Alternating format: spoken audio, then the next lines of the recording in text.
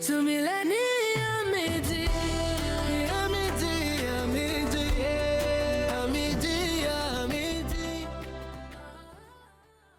name is Maria. Jina yangu ya series zenye tunafanya naitwa Maria Mamo. Series yenyewe kwa jina inaitwa Zamania. So maybe Jumatano ama Ijumaa ya hii wiki tutarusha episode 2 na 3. By the way, bado ni chipkizi. So na nini vipaji vyetu. So kwa YouTube mta search Zamania series from Matangoni Entertainment Talent. Mjaribu kutu like na kusubscribe ili tuweze kukuza YouTube channel yetu. Nasikia kuna series moja kali ambayo mnatoa. Yeah. Series yetu ni kali na ina mafunzo juu tulienda uhalisia wa kikwetu tunavyoishi. Inahusu nini? Series yetu ni Zamania, imechanganya na dini na uchawi. Okay. Na inaitwaje? Inaitwa Zamania. Zamania. Okay. Mnashoot wapi series? Tunashuti forest huku Matangoni. Okay. Unajua huku kwetu ni ngumu sana watu kuungana, watu series. Yaani group kama hizo huwa ni nadra unapata watu wamekosana. Nyinyi ni vigezo gani ambavyo mnatumia mpaka mmekuwa pamoja mpaka mkaamua mtoe series? Anyway, jambo la kwanza mkiwa group, misunderstanding hutokea, but respect huwaga ni muhimu. Mnapoheshimiana na discipline za kazi yenu, hakuna kugongana, mwezi gongana na mnaupdateana wakati wa kushoot kwa time, wakati maalum wenye unafaa. Unaambia watu mapema. Kesho tutakutana mahali fulani location, tushuti episode fulani. Okay. Hii series imekuwa sponsored ama ni nyinyi wenyewe mmejitafutia hela za kushoot? Ni sisi wenyewe. Okay. Yeah, ni sisi wenyewe. Mko group ya watu wangapi? Tunapata kama watu 15. 15? Yeah. Okay. Mpaka I think so namjua Roy Billionaire. Ndio hutushoot. Okay. Yeah. Project ni yake? Project ni ya kijana mwingine anaitwa Shedrack, but kwa jina la usanii anaitwa Kidangu. Okay. Mlitafutana vipi na hawa kina Roy mpaka mkakaa? Huyo mwenye ambaye tunamuita manager wetu, yeye ndo alitafuta watu juu tulikuwa kwa grupu ingine tukishuti upande wa Hams. Grupu ingine tulikuwa tunashuti series ya Fadhila. So tulivyoona imestop na kila mmoja ana focus na mambo yake, tukaona mbona sisi tusijiunge grupu ingine tukafanya mambo mengine. Kwa hiyo series wewe ni actor. Unacheza kama nani? Mi hapo nacheza kama mchawi. Kwa hiyo series mbona ulichagua kuwa mchawi? Si hivyo, unajua character ni mwenye kuwapangia zile scene. So director akaona huyu hii scene ndo inamfaa. Kwa hivyo hapo unaweza jifanya mchawi hapa. Yeah. Basi. Niroge nisikie. Kujifanya mchawi naweza kwa sababu ni scene yenye mimi naiweza na imenifit. Lakini pia character zingine unaweza kucheza. Yeah, naweza zingine. Hata sometimes uitwa na wa content creator wengine tukashoot nao content creator kama Shukos nini Tila Shukos. Yeah, tulienda tukashoot na yeye. Kina Samfudi. Okay. Hii kazi ya kuwork tulianza lini? By the way, mimi nilianza toka nikisoma. So nikaja nikaacha juu ya mambo mingi ya huku na huku. Nilivyokuja kuna rafiki yangu mwingine anaitwa Mugiria Makidonga, anakaa Matangoni. So tulikuwa marafiki sana muda miaka 4 nikiwa niko nje. Nje Uarabuni yani. So sasa ndo hapa akaniambia Mariam, na by the way unaonekana unaweza act. Nikamwambia hiyo ni kitu nilishaifanya. Tulikuwa tukifanya traditional ni huko Matangoni bado. Lakini nikaja nikaacha juu ya mambo ni mengi, muda ndo ni mchache. Ikabidi ni travel ili kujitafuta zaidi. Anaambia basi ukija nitafute. Ndio nilivyokuja nikamtafuta, akaniunganisha na group la Munga. So tukakuwa tunaenda tukishuti hiyo Fadhila na Munga. Mwisho wa siku ilipofika episode 4 ikakata. Ilivyoacha sasa nikaona sasa mbona tunapoteza muda. Ndio hiyo Kidangu akanambia kuna grupu ingine ya Matangoni ambayo tuko na kina Sam Food. Acha nikujoinishe hapa, kuna series ya Zamania tuende tu shoot. Haya, nikamwambia it's okay, juu saini kama nimeka idol, nimeboeka tu huku, haina shida. Ukinitafuta anytime mimi nitafika location. Ndio tukaanza kuishoot. So episode 1 tayari iko YouTube. Ni followers ndo bado hawaja grow sana vile na likes, but iko YouTube na episode 2 na 3 by Friday itakuwa hewani. Hii series inapostwa kwa YouTube channel ya nani? Ya Kidangu.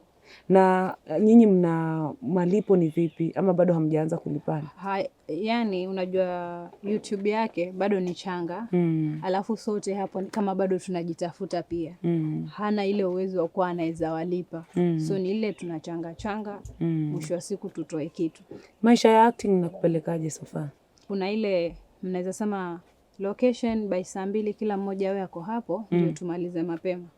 Mwingine atakukujia hapo saa 5. Mwingine atakwambia niko church paka nitoke church ndio nikuje location. So inabidi mnashuti nusu. Wenye watakuwa wamefika hata kama yake ni ya mbele inabidi ishutiwe kwa sababu ya nini, ya muda. Yeye pia ako na muda wake. Haizi endelea kukaa hapo akisubiri mtu mwenye bado ana mambo yake.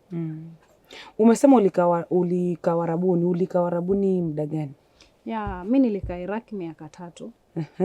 Nilikaa Iraq miaka 3, nikapambana na challenge za Warabuni na Warabu. Kwa nini ulienda kwanza?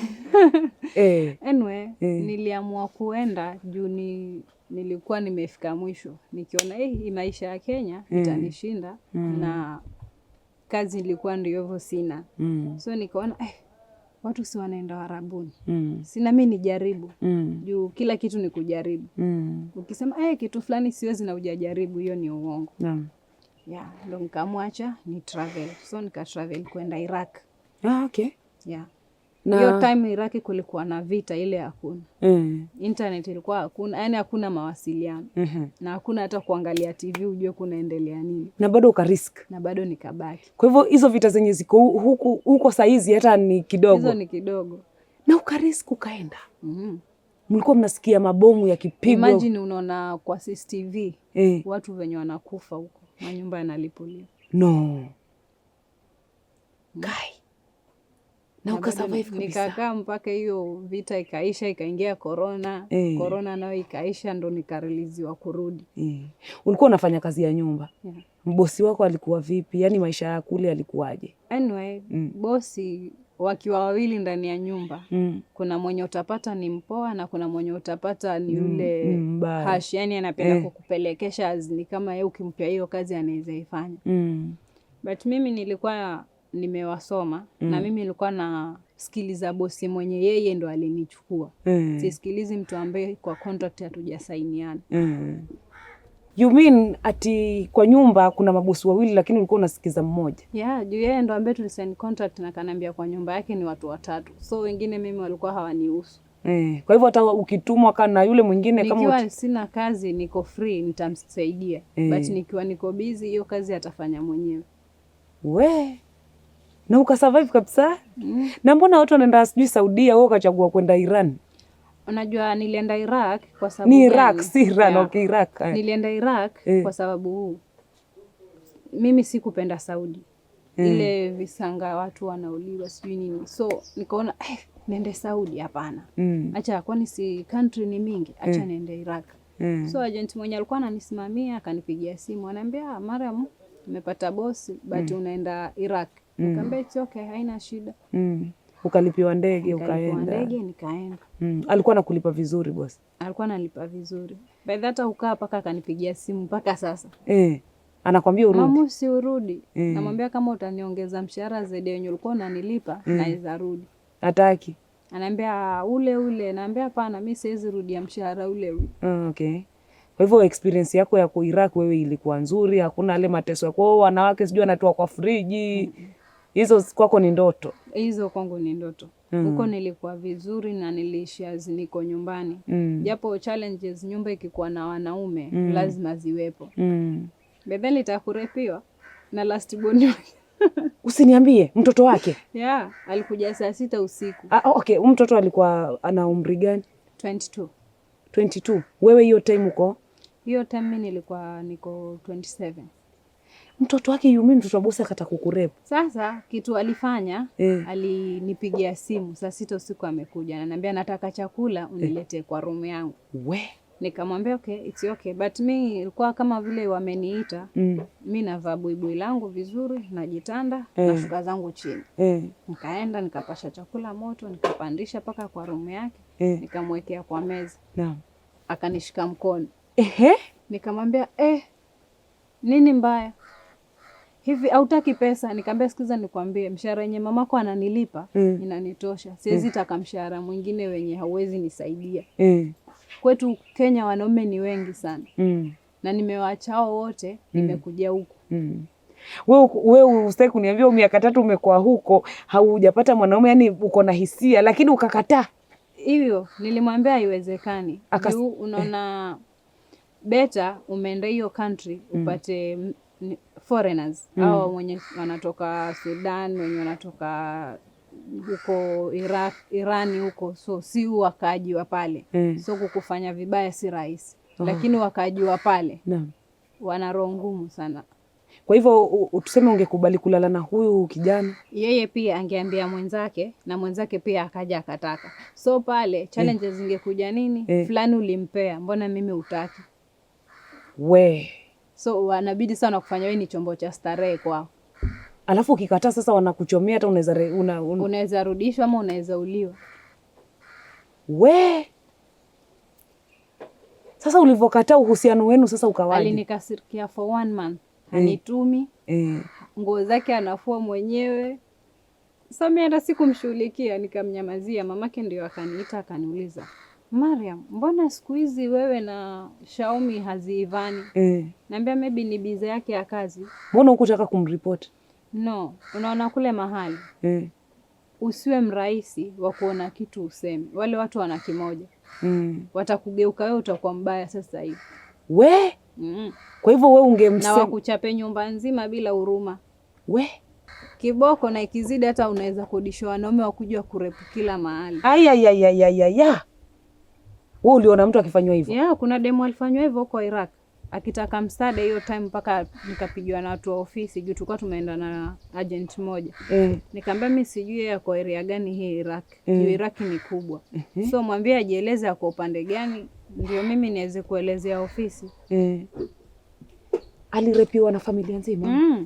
Au wavulana na aseti kwa jinsia moja kila mahali. Amelala akisema hapa nilipo nimelala, siwezi hata kunyanyuka, na kwa nyumba wamenifungia hakuna mtu hata mmoja. Sasa kule ukienda ni uko na adabu zako. Jambo la kwanza, mimi wao wenyewe walikuwa hawanisomi. Juu mimi sicheki na mtu. Nikikaa niko serious. Ni umenituma na focus na kazi yangu. Si eti nikae eti nikuje nikuchekea ama tupige story. Wenye nilikuwa napiga story nao ni wanawake peke yake. Noma, usinitishie bwana. Kwa hivyo mtu yote ambaye anatoka hapa aende huko hizo Iraq, aende Saudi, ni aende na adabu. Kule wanaambiwa mind your own business. Fanya kitu yenye imekupeleka. Wale wasichana ambao wanaenda kule na unapata pengine amepatikana na kitu kama hicho, huwa ni wao kukosa adabu ama percent kubwa ni wale wanakosa adabu juu ameonyeshwa pesa, akisema mimi huku siku kuja kucheza, nimekuja kutafuta pesa. Sasa mzee wa wenyewe utamkubalia atakupea riali 200. Mtoto kesho anakuja na riali 500. Utaikubali. Mwisho wa siku watagongana. Zikigongana hizo wewe ndo mwenye makosa. Na mimba juu. Na ugonjwa. Na mama mwenye nyumba hataki kujua.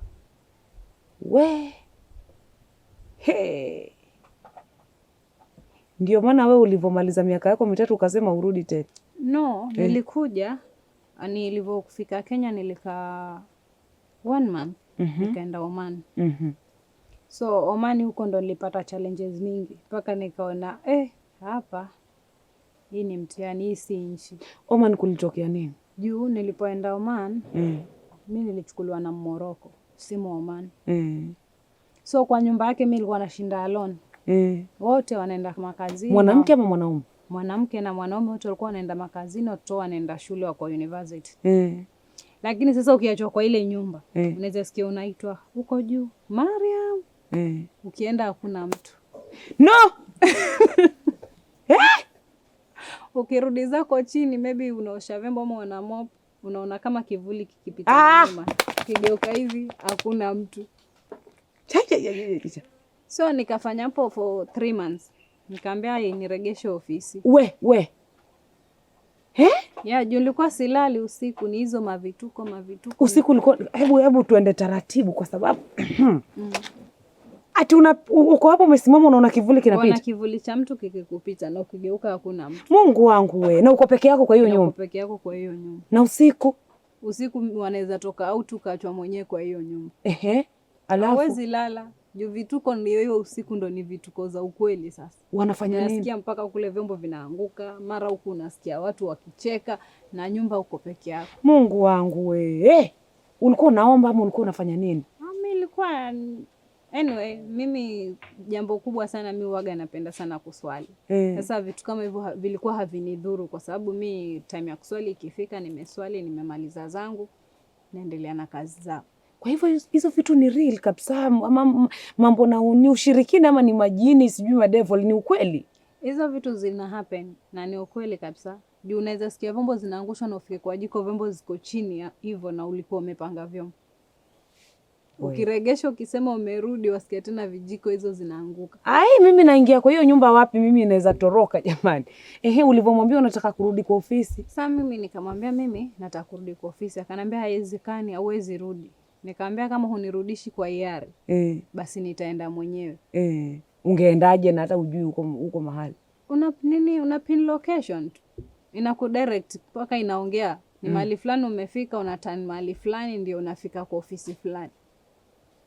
Na huku jaribu kumuuliza kama hizo vitu ambazo unaziona kwa nyumba ni za ukweli ama ulinyamazia tu? Asa unamuulizaje mtu mwenyewe anajua na vitu zake ameweka? Kwani walikuwa matajiri excess ama walikuwa na pesa? Ulikuwa hata unaweza usafishwa ukute pesa zimeangushwa tu ovyo ovyo na wazikusanywa na wawekea wenyewe kwa meza. Mbona ulikuwa uchukui?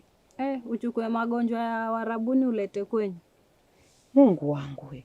Kuna makubwa.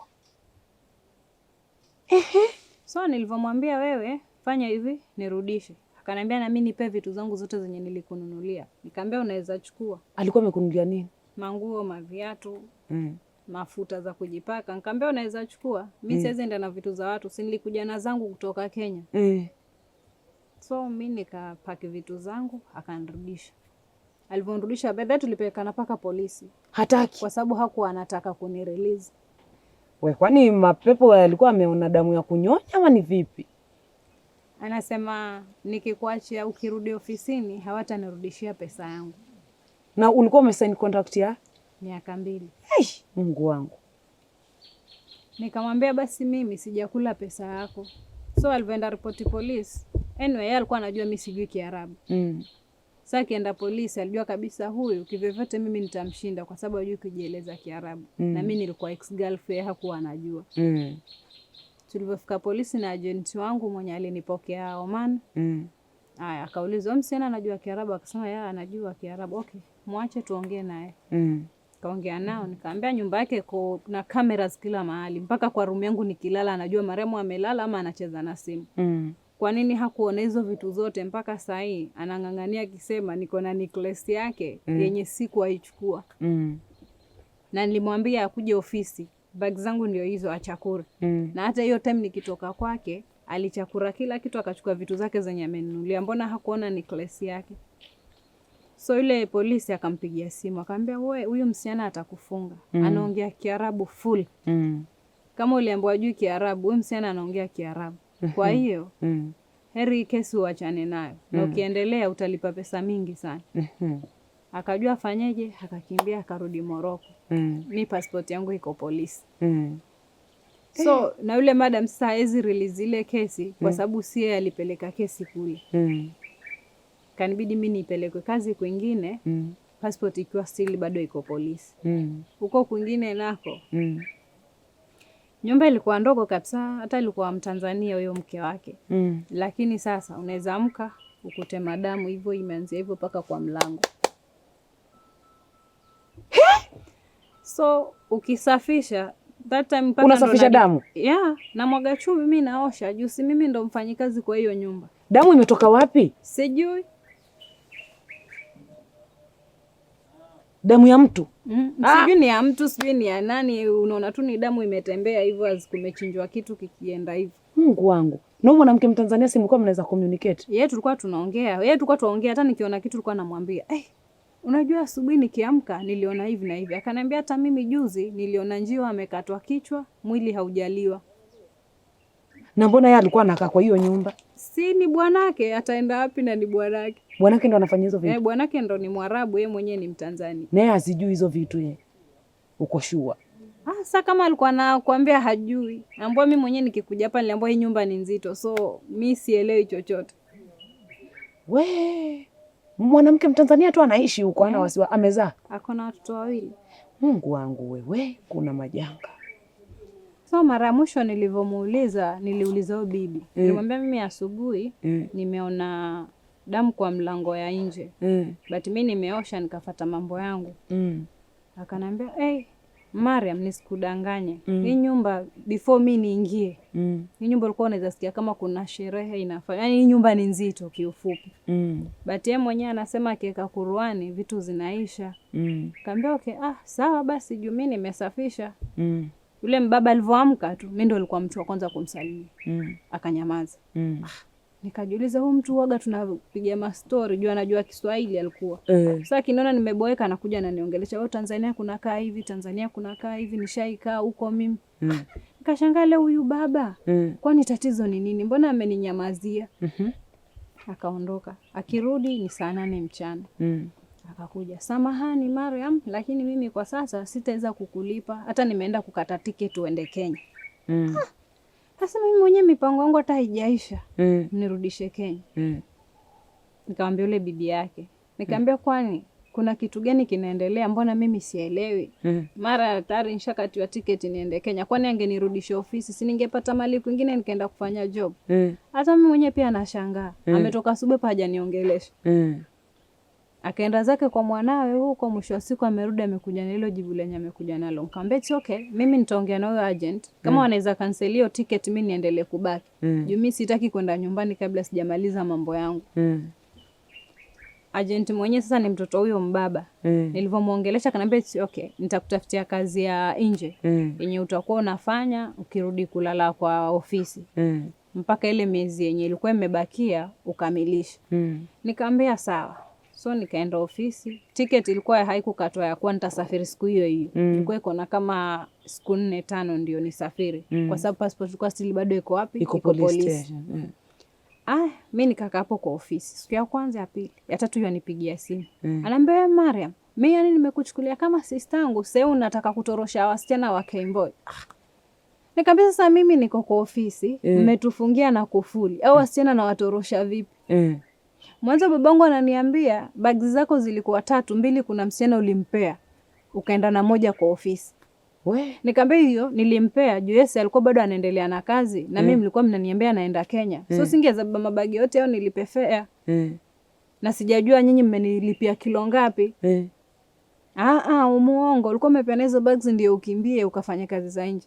Naambia mimi hakuna siku naweza kimbia niache passport yangu niliyoitafuta na pesa zangu. Hata kama naumia vipi. Afadhali nifuatilie hivyo hivyo mpaka mnanirudisha kwetu. Ananiambia mimi sitaki. Nikamwambia sikiza, mimi mambo ya kusingiziwa sitaki. Hiyo ticket ifanywe haraka, passport irudi niende nyumbani. Nishagairi sio kazi yako. Wewe yako ni maasira? Naambia no, si maasira.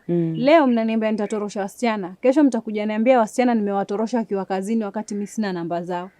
Kwa hiyo afadhali nirudi nyumbani nikaanze upya. Ndio nikaka hapo hiyo kesho yake nikaenda polisi, nikapita huku na huku, nikasign hizo documents. The following day ndio passport yangu ikaletwa. Ilivyoletwa nikamwambia jitayarisha unaondoka na ndege ya saa 11. Nikasema sawa. Hata kama sijajipanga lakini hivyo naenda kwetu ni kwetu tu. Na mtu hafukuzwi kwao. Ndio nikarudi zangu Kenya. Ukadipotiwa wewe. Nimerudi zangu Kenya, nikasema kipesa Kenya nimeshuka nacho, acha nifungue boutique. Nione ikipik, it's okay. Haikupik, itakuwa pia ni mipango ya Mungu. Nikafungua hapa Tezo. Nikakaa mwezi wa kwanza, wa pili. So nile unajua mahali kama hujazoeleka. Kazi yako kupiki wa si rahisi. Yes. Yeah.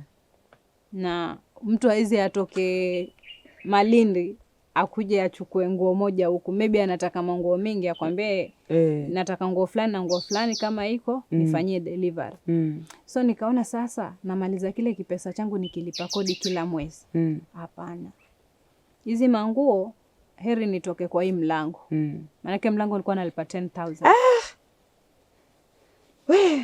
Nikasema beta nitoke kwa huo mlango, nifanye nini? Nitakuwa naziuza tu through online. Nikiingia live hivyo naambia watu niko na biashara yangu hivi na hivi hivi na hivi.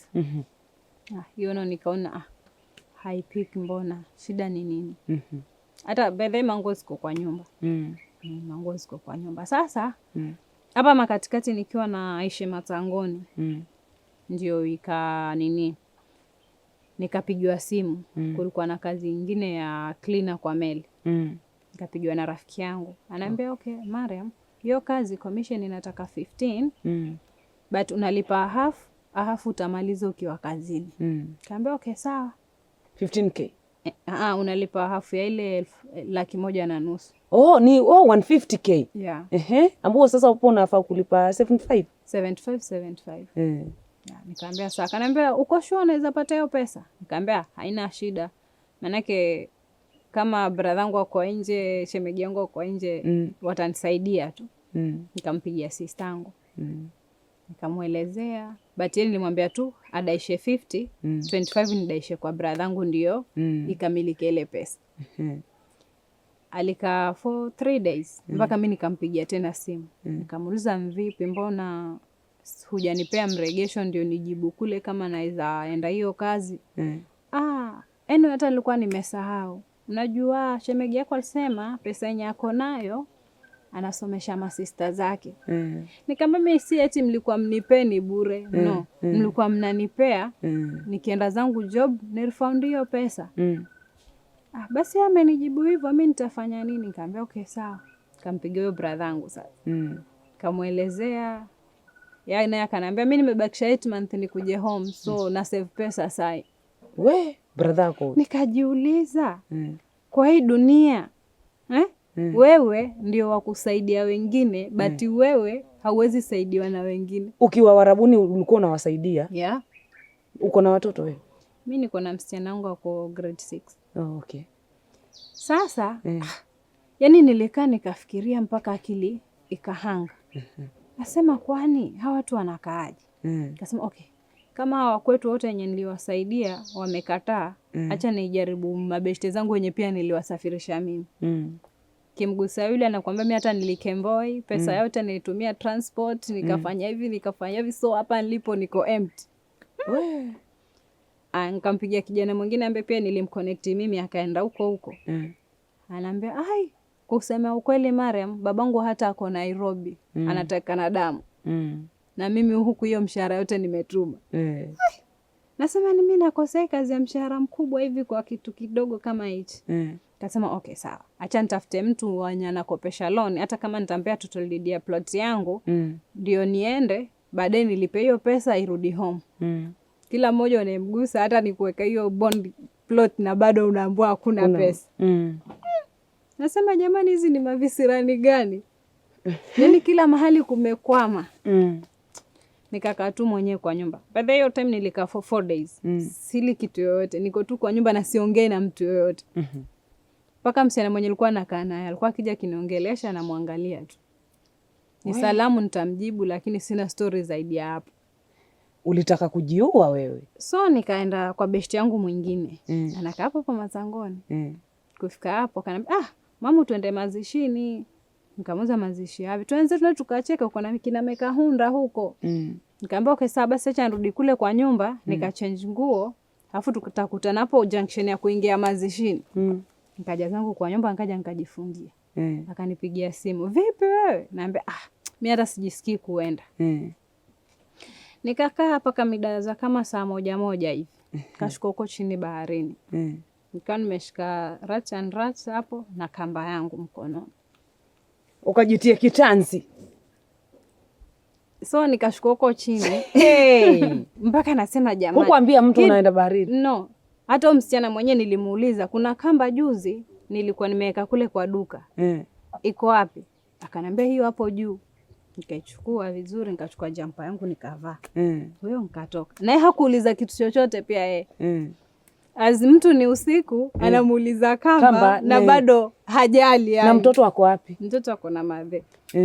Alafu hajali.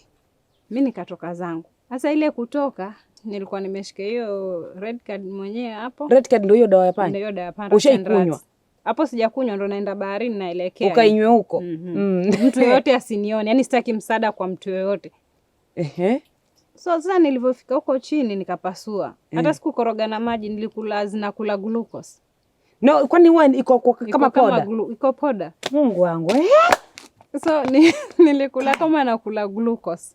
Ukairamba mpaka ikaisha. So nimefunga ile kamba, bado tu niweke kwa kichwa, nikapigwa na beshte yangu mwingine anakaa hapo matangoni. Ananiambia, "We Mara, mbona nimekuja mahali unaishi, wenzako wanasema umetoka?" Nikamwambia, "Bwana usinisumbue, kaeni na amani zenu, sitaki kusumbuliwa." Hebu sema uache upumbavu, uko wapi mwanzo? Naambia niko kwa nyumba. Kwani uliingia ndani ukanikosa? Asema acha ujinga, mimi nimeingia paka ndani na nikaambua haupo. Sasa ile mzozano nikasema achane naye. Nikachukua simu yangu nikapanda zangu juu. Nikaja paka kwa duka la huyo mwenye alinipigia simu. Tukakuja tukasaidiana kupiga mahesabu hapo, tukipiga story. Kule dawa yafanya kazi ujue. Ananiambia, "We Mariam, mbona unakaa huko sawa?" Naambia mimi niko sawa. Sasa umeanza kusikiaje? Unasikia kama matumbo zinachemka hivi. Unasikia utapike, yani but so nilikuwa najizuia ndio asijue nimekula nini. Tukapiga mahesabu kumaliza. Hiyo ni saa ngapi? Ilikuwa saa 2:30. Kumaliza, alimaliza mida saa 4 kasoro hivi. Akanichukua paka home. Ananiambia, "Fungua geti uingie." Nikamwambia, "Mimi bado napunga upepo hapa nje." Ananiambia, "Mimi najua wewe leo hauko sawa kabisa." So nilivyoingia pale ndani pia napo sikuongelesha mtu. Hata wala sikupanda kwa kitanda. Nilichukua kitenge hivyo nikatandika hapo chini, nikachukua pilo, nikaekelea nikajilaza hapo. Ndio ufe hapo eti wakuone guy.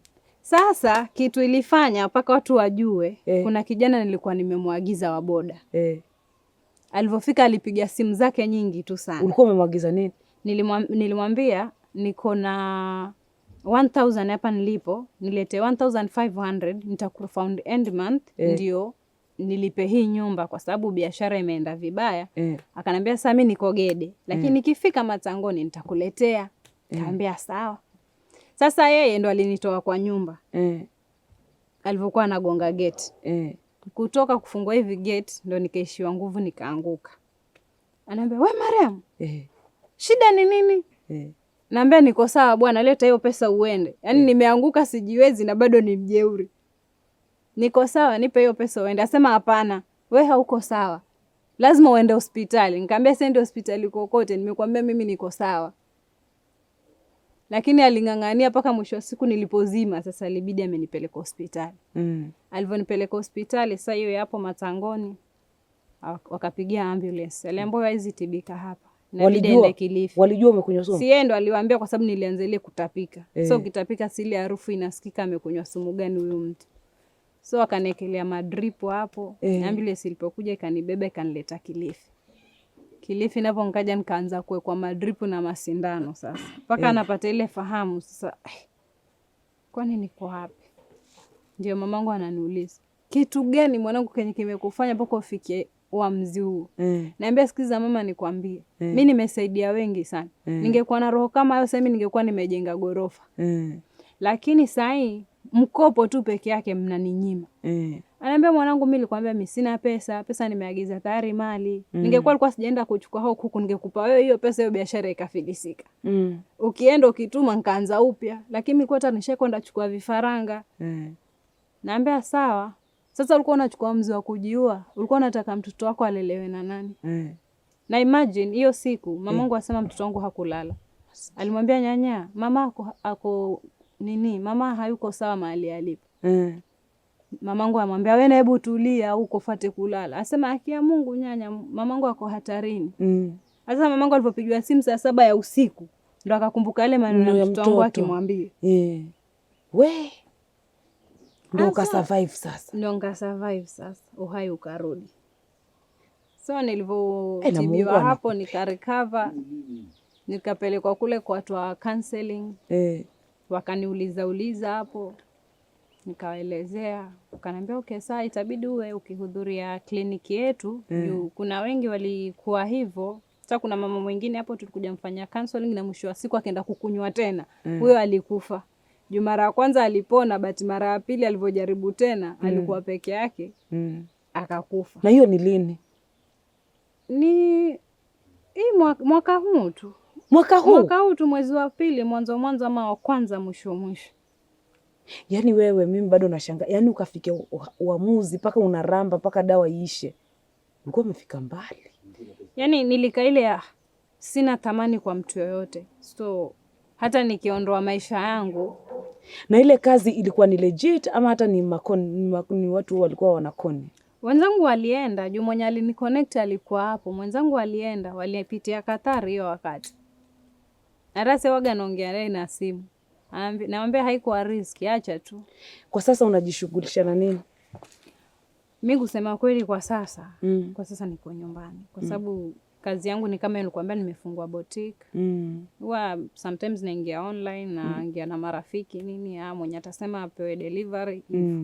Lakini sasa challenge hiyo kazi nayo. Huwa hata sometimes nakaa najiuliza, kwani mimi niliumbwa fungu la kukosa ama mvipi? Kwa sababu imagine mtu utamwamini, umpe kitu, amekuja amekulilia. Nipe haki ya Mungu, mimi mwisho wa mwezi mimi pesa yako nakuwekea. Hata ikifikia mwisho wa mwezi amekutia block. But then kuna pesa mingi sana zenye ziko kwa mikono ya watu.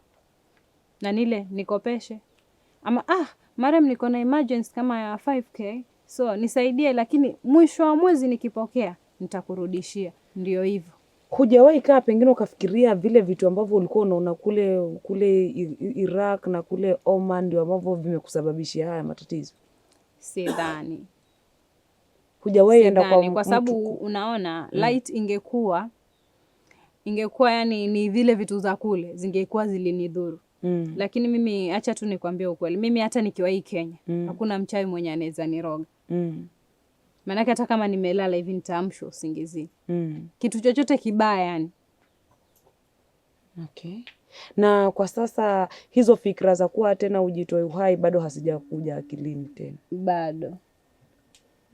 Na unafikiria kufanya nini na maisha yako? Anyway, mimi baadaye niko na goal ndefu. Hata sasa nilikuwa nimeanza process ya kurudi zangu, nimalizie nyumba yangu yenye nilianza kujenga Malindi. Na nishuke na pesa ya capital nianze upya. Okay. Uko na nyumba mahali ulikuwa unajenga? Na kuhusu kuolewa baba mtoto? 10 years back. Hata sijui yako hai, sijui alikufa. Huna habari naye? Sina habari naye. Na hujapanga tena kutaka kuolewa? Hiyo sijaifikiria kwa kweli. Kwa sababu siwezi sema wanaume ni wale wale, but percent kubwa ni wale wale. Unaweza mtrust na ukasema huyu hapa nimefika, tutafanya 1 2. But mwisho wa siku yeye anafanya kama kile mwenzake alichokifanya. Na kuhusu kupata mtoto mwingine? Hiyo pia sijafikiria. Sijafikiria. Kwa hivyo saa hizi ukapata nafasi ya kurudi tena Warabuni unarudi? Nikapata hiyo chance narudi ili nijaribu goals zangu zifikie pale nilipokuwa mimi nataka. Baadaye mimi nilikuwa nataka nikuwe mtu mwingine mwenye hata kila atakayeniona anipe respect. Ajue hapa kuna mtu mpambanaji. Itakuwa.